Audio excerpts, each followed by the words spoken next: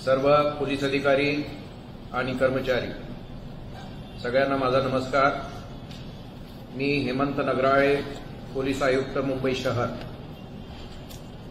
महाराष्ट्र शासनाकडून कोविड-19च्या अनुषंगाने दिनांक 4 एप्रिल 2021 रोजी मार्गदर्शक सूचना जारी करण्यात आल्या असून त्याचे तंतोतंत पालन करणे अत्यंत आवश्यक आहे। त्यानुसार मुंबईत कलम 144 सीआरपीसी लागू करण्यात आलेले आहे। या आदेशामध्ये, लॉकडाऊनच्या आदेशामध्ये आपल्याला ज्या सूचना पाळायच्या आहेत, जनतेने सूचना पाळायच्या आहेत आणि आपण एन्फोर्स करायच्या आहेत, या सूचना मी थोडक्यात तुम्हाला सांगतो। त्या तुम्ही लक्ष देऊन ऐका आणि त्याप्रमाणे त्याच्यावर कारवाई करा। लॉकडाऊनमध्ये सगळ्यात महत्त्वाचं म्हणजे सोमवार ते शुक्रवार सकाळी 7 वाजतापासून ते रात्री 8 वाजेपर्यंत जमावबंदी करण्यात आलेली आहे। याचा अर्थ कोणत्याही ठिकाणी 5 पेक्षा अधिक लोक जमा होणार नाहीत सार्वजनिक ठिकाणी। त्यानंतर दुसरी महत्त्वाची पोझिशन आहे, सोमवार ते शुक्रवार या रोजी, या दिवसांमध्ये रात्री 8 वाजतापासून ते सकाळी 7 वाजेपर्यंत आणि शुक्रवारी रात्री 8 वाजल्यापासून ते सोमवारी सकाळी 7 वाजेपर्यंत संपूर्ण संचारबंदी लागू करण्यात आली असून कोणत्याही व्यक्तीला योग्य कारणाशिवाय बाहेर फिरता येणार नाही। शासन निर्णयानुसार वैद्यकीय व इतर अत्यावश्यक सेवांना वगळण्यात आले आहे। उदाहरणार्थ हॉस्पिटल्स, क्लिनिक,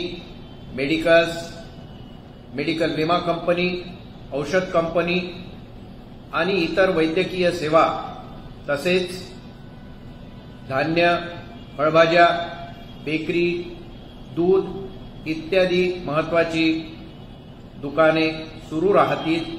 त्या व्यतिरिक्त इतर दुकाने सगळी बंद राहतील। ट्रेन, टॅक्सी, रिक्षा व सार्वजनिक बस सेवा या सुरू राहतील, परंतु त्याच्यावर रिस्ट्रिक्शन्स टाकण्यात आलेले आहेत। अत्यावश्यक सेवा देणाऱ्या दुकानांमध्ये मास्कचा वापर आणि सोशल डिस्टन्सिंग याचे पालन होत असल्याबाबतची खात्री करणे अत्यंत आवश्यक आहे। बसेसमध्ये फक्त सिटिंग अलाउड आहे, उभ्याने प्रवास करणारे प्रवासी अलाउड नाही। त्याचबरोबर सर्व प्रवाशांनी मास्क घालणे अनिवार्य आहे। सर्व समुद्र किनारे, गार्डन, सार्वजनिक मैदाने, त्याचप्रमाणे अत्यावश्यक सेवेतील दुकाने सोडून इतर सर्व दुकाने व बाजारपेठा व मॉल हे बंद राहतील। सिनेमागृहे, नाट्यगृहे, वॉटर स्पोर्ट्स कॉम्प्लेक्स, सर्व क्लब, स्विमिंग पूल, सर्व जिम हे बंद राहतील। सर्व हॉटेल, बार बंद राहतील। फक्त पार्सल सेवेसाठी सकाळी 7 वाजतापासून ते रात्री 8 वाजेपर्यंत फक्त पार्सल सेवा ही सुरू ठेवण्यात येईल। परंतु जी रोड साईडची इटरीज आहेत, म्हणजे रस्त्याच्या बाजूला असलेली टपरी ज्याच्यामध्ये जेवणाचे खाद्यपदार्थ वगैरे असतात, अशा ठिकाणी बसण्यास मनाई आहे, परंतु फक्त पार्सल सेवा ही दिल्या जाऊ शकते सकाळी 7 ते 8च्या दरम्यान। सर्व धार्मिक स्थळे ही बंद राहतील। स्पा, सलून, ब्युटी पार्लर, सर्व स्कूल, कॉलेजेस हे सगळे बंद राहतील। कोणतेही धार्मिक, सामाजिक, सांस्कृतिक किंवा राजकीय इत्यादी कार्यक्रमांना परवानगी राहणार नाही। वाहतूक सेवा सुरू राहील, परंतु त्यामध्ये काही रिस्ट्रिक्शन्स टाकण्यात आलेले आहेत। जसे रिक्षामध्ये फक्त 2 प्रवासी प्रवास करू शकतील. तसेच टॅक्सीमध्ये फक्त 50% प्रवासी प्रवास करतील. आरटीओच्या परवानगीप्रमाणे जेवढी कॅपॅसिटी असेल, म्हणजे साधारण येलो आणि ब्लॅक टॅक्सी याच्यामध्ये फक्त 4 प्रवासी अलाउड असतात नॉर्मल टाइममध्ये, तर त्याच्यामध्ये फक्त 2च प्रवासी अलाउड राहतील. या काही महत्वाच्या सूचना आहेत. याच्यामध्ये आपण पोलीस अधिकारी आणि कर्मचारी यांचा अत्यंत महत्वाचा सहभाग या लॉकडाऊनमध्ये राहणार आहे आणि याच्यासाठी हा लॉकडाऊन यशस्वी करण्यासाठी आपल्याला काही गोष्टींचं पालन करणं अत्यंत आवश्यक आहे. तर पुढे मी काही ज्या गोष्टी आपल्याला करायच्या आहेत त्या सांगणार आहेत आणि ज्या करू नये या पण सांगणार आहे. याच्यामध्ये सगळ्यात महत्वाची कोविड-19च्या अनुषंगाने महाराष्ट्र शासनाने दिलेल्या सर्व नियमांचे पालन न केल्यास अशा व्यक्तीवर योग्य ती कारवाई करताना पोलिसांनी जनतेशी संयमाने व सौजन्यपूर्वक संवाद साधून योग्य प्रकारे परिस्थिती हाताळावी. दुसरी, सर्व अधिकारी व अंमलदार यांनी जवळच्या रुग्णालयात जाऊन वॅक्सिनेशन करून घेणे अत्यंत आवश्यक आहे.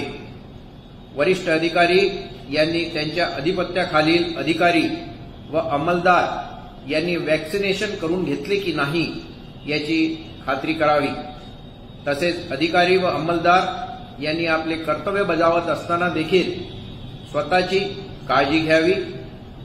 ज्या अधिकारी व अंमलदार यांना कोविड-19चा संसर्ग झालेला आहे त्यांची वैयक्तिकरित्या चौकशी करून त्यांना योग्य ते वैद्यकीय उपचार मिळतील आणि त्यांना इतर कोणतीही मदत लागल्यास त्या संबंधित सिनियर पीआयनी ती उपलब्ध करून द्यावी. आपण हा लॉकडाऊन एन्फोर्स करत असताना बंदोबस्ताच्या वेळीस वाहनांची कागदपत्रे तपासू नये किंवा कोणत्याही कागदपत्रांना शक्यतोवर स्पर्श करू नये व आवश्यक असल्यास अशी काही शंका आली आणि तुम्हाला कागदपत्रे तपासणे आवश्यक आहे असे जर वाटत असेल तर ग्लोव्हचा वापर करून आणि तात्काळ सॅनिटायझरने हात धुवून तुम्ही स्वतःला सॅनिटाईज करून घेणं आवश्यक आहे. कारण होऊ शकतं त्या कागदपत्रांमधून तुमच्यापर्यंत हे संक्रमण होऊ शकतं. विना मास्क कारवाई किंवा इतर कोविड नियमांची उल्लंघनाची कारवाई करताना वाद न घालता सौजन्याने वागावे. बंदोबस्ताचे कर्तव्य करीत असताना कायदा स्वतःच्या हातात घेऊ नये. कोविड नियमांचे उल्लंघन करणाऱ्यावर कायदेशीर कायदा करावी. बऱ्याच वेळेस आपल्याकडे व्हिडिओ येतात, त्याच्यामध्ये कुणाला सूर्यनमस्कार करायला सांगतात, कुणाला उठबशा करायला सांगतात, कुणाला माकड उड्या करायला सांगतात. हे योग्य नव्हे. ते कायद्यानुसार चुकीचे आहे. कारण असे चित्रीकरण होऊन आणि मग या सोशल मीडियावर अशा प्रकारच्या क्लिप्स या व्हायरल होतात आणि त्यामुळे जनमानसामध्ये पोलिसांच्या प्रतिमा मलिन होते. कर्तव्यावरील अधिकारी अंमलदार यांनी जेवण करताना नाश्ता करताना सोशल डिस्टन्सिंग ठेवावे. सगळे आपलेच आहेत असं समजून जवळजवळ बसून जेवण किंवा नाश्ता करू नये, कारण त्याच्यामुळे संसर्ग वाढण्याची शक्यता असते. कोविड काळात पोलीस ठाण्यामध्ये वाढदिवस, सेवानिवृत्ती आणि इतर कार्यक्रम यांना गर्दी होणार नाही याची काळजी घ्यावी. शक्यतो असे कार्यक्रम न केलेले बरे.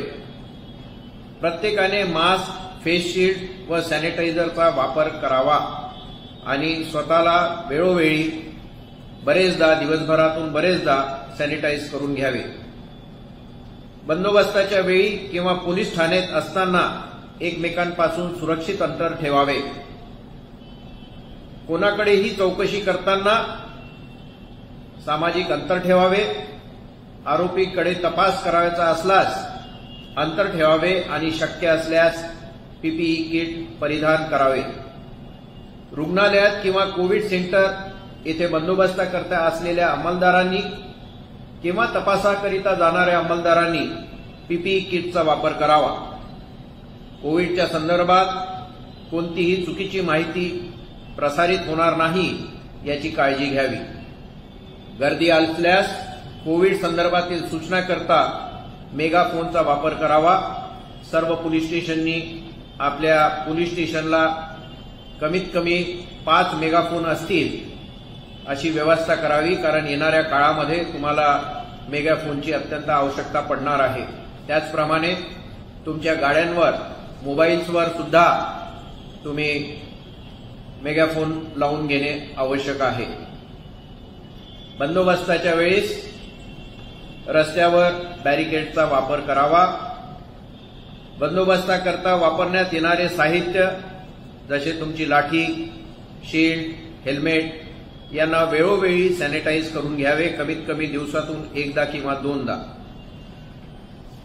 आणि सगळ्यात महत्वाचं, तुम्ही ज्या ठिकाणी राहताय, तुमचं राहायचं घर आणि ज्या ठिकाणी तुम्ही ड्युटी करताय ते पोलीस स्टेशन किंवा ते ड्युटीचं ठिकाण हे स्वच्छ ठेवावे, जेणेकरून तिथूनच संसर्ग होणार नाही यासाठी आपण काळजी करणं अत्यंत आवश्यक आहे. आज रात्रीपासून आपला हा बंदोबस्त सुरू होणार आहे आणि या बंदोबस्तामध्ये आपले अधिकारी, कर्मचारी, कारण हा बंदोबस्त काही एका दिवसाचा नाही, 2 दिवसाचा नाही. आता सध्या जो लॉकडाऊनचा ऑर्डर आहे हा 30 एप्रिलपर्यंतचा ऑर्डर आहे. आता तो त्याच्यानंतर अजून पुढे कधी जाईल आपल्याला नक्की माहिती नाही, कारण कोरोनाचं संक्रमण येणाऱ्या दिवसामुळे हा लॉकडाऊन सुरू केल्यानंतर केसेस कशा वाढ होतात किंवा त्याच्यात कमी होतात हे बघितल्यानंतरच शासनाकडून पुढचे निर्णय घेण्यात येतील. त्याच्यामुळे आपल्याला बंदोबस्त प्लॅनिंग करताना आपल्याला जास्त कालावधीचा बंदोबस्त हा प्लॅन करायचा आहे. एकीकडे सगळे अधिकारी, कर्मचारी एकाच वेळेस लावून टाकले, दुसऱ्या दिवशी लावायला आपल्याकडे काही नाही किंवा तिसऱ्या दिवशी लावायला आपल्याला काही नाही, अशी परिस्थिती होता कामा नये. प्लॅनिंग व्यवस्थित करून आपल्या अधिकाऱ्यांना रेस्ट मिळाली पाहिजे, कर्मचाऱ्यांना रेस्ट मिळाली पाहिजे. त्याचबरोबर काही कर्मचारी ड्युटीसाठी सुद्धा हजर राहायला पाहिजेत. या सगळ्या गोष्टी एक सिनियर पीआय, एक एसीपी आणि एक डीसीपी या नात्याने तुम्ही बघणे अत्यंत आवश्यक आहे. जे अधिकारी, कर्मचारी ड्युटीवर असतात, ज्यांना कधी जेवणाची किंवा नाश्त्याची गरज पूर्ण होऊ शकत नाही, यांच्यासाठी सुद्धा आपण व्यवस्था करणे अत्यंत आवश्यक आहे. जिथे आवश्यक असेल तिथे आपण वेलफेअर फंडचा वापर करू आपण ही व्यवस्था करू शकतो. बऱ्याच ठिकाणी आपले गुरुद्वारे आहेत, गुरुद्वारामध्ये लंगर असतं. आपण जर त्यांना विनंती केली तर ते सुद्धा आपल्याला मदतीसाठी नेहमीच हात देत असतात. हा जो बंदोबस्त आहे बऱ्याच कालावधीचा आहे आणि याच्यामध्ये मुख्य त्रास जो आहे, मुख्य अडचण जी आहे की यामध्ये आपले अधिकारी आणि कर्मचारी हे सुद्धा कोरोनाग्रस्त होऊ शकतात. त्याच्यामुळे आता ज्या सगळ्या सूचना तुम्हा सगळ्यांना सांगितलेल्या आहेत त्या सगळ्या सूचनांचं पालन योग्य प्रकारे करणे हे अत्यंत आवश्यक आहे. यातून आपल्याला स्वतःला वाचवायचं आहे, त्याचबरोबर आपल्याला दुसऱ्यांना वाचवायचं आहे आणि तेही चांगल्या पद्धतीने. आपण बंदोबस्त करत असताना आपल्या बोलण्यामुळे किंवा आपल्या कोणत्या कृतीमुळे त्याचे पर्यवसन दुसऱ्या कोणत्या तरी गंभीर घटनेमध्ये होऊ नये याची आपण प्रकर्षाने काळजी घेणं अत्यंत आवश्यक आहे. नाहीतर बंदोबस्त राहिला एकीकडे आणि आपलं दुसरं अजून वेगळंच काहीतरी सुरू होईल. त्याचप्रमाणे कुणालाही त्रास देऊ नका, कुणाला टोचून बोलू नका किंवा कुणाची खिल्ली उडवू नका. असे कोणतेही प्रकार तुमच्याकडून होणार नाही हे आवर्जून बघणे अत्यंत आवश्यक आहे. या संपूर्ण बंदोबस्ताच्या वेळेस ज्या इसेन्शियल सर्व्हिसेस आहेत, जसे भाजीपाला, धान्य, ब्रेड, दूध, या सगळ्या इसेन्शियल सर्व्हिसेस ने-आण करण्यासाठी आपण पासेस अगोदर दिलेले आहेत. ज्यांच्याकडे जुने पासेस आहेत ते जुने पासेस अजून व्हॅलिड आहेत असं समजण्यात येईल. तुम्ही सर्व सिनियर पीए आणि सगळ्यांना कर्मचाऱ्यांना सांगा निक्षुणपणे की जुने पासेस ज्यांच्याकडे आहेत ते जुने पासेस व्हॅलिड राहतील, त्यांना वापरता येतील. आणि त्याचबरोबर नवीन जे पासेस आहेत ते स्पेशल ब्रँचकडून आपल्याला सप्लाय करण्यात येतील. अगोदर डीसीपी हे पासेस इश्यू करत होते वाहनांचे आणि लोकांचे इसेन्शियल सर्व्हिसेसच्या, परंतु आता आम्ही निर्णय घेतलेला आहे की एसीपी दर्जाचे अधिकारी हे आता पासेस इश्यू करतील. परंतु पासेस इश्यू करताना हे सर्व पासेस व्यवस्थित त्याचा रेकॉर्ड ठेवण्यात येईल. कुणाला पासेस इश्यू केल्या गेले त्याच्यावर नंबरिंग ठेवण्यात येईल आणि तुमच्या प्रत्येक एसीपींच्या ऑफिसमध्ये रजिस्टर ठेवून नंबरनुसार ते पासेस व्हेरिफिकेशनसाठी उपलब्ध राहायला पाहिजे. आणि डीसीपींनी वेळोवेळी किती पासेस इश्यू झालेत, कुणाला इश्यू झालेत याची शहानिशा करणे अत्यंत आवश्यक आहे.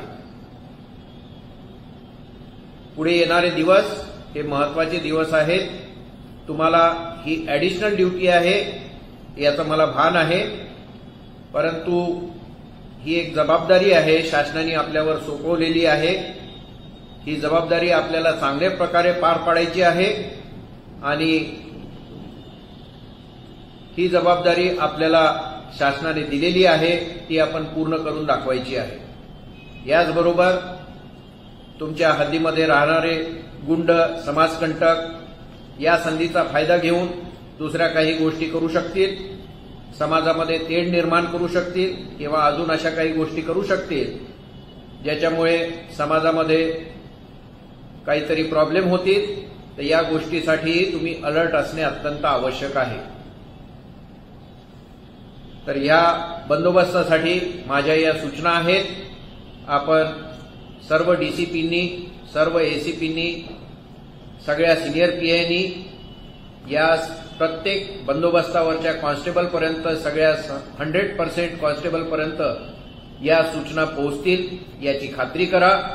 बऱ्याचशा गोष्टी कुणाला समजत नाही किंवा भ्रम निर्माण होतात, तर असं काही होणार नाही अशी मला आशा वाटते. जय हिंद, जय महाराष्ट्र.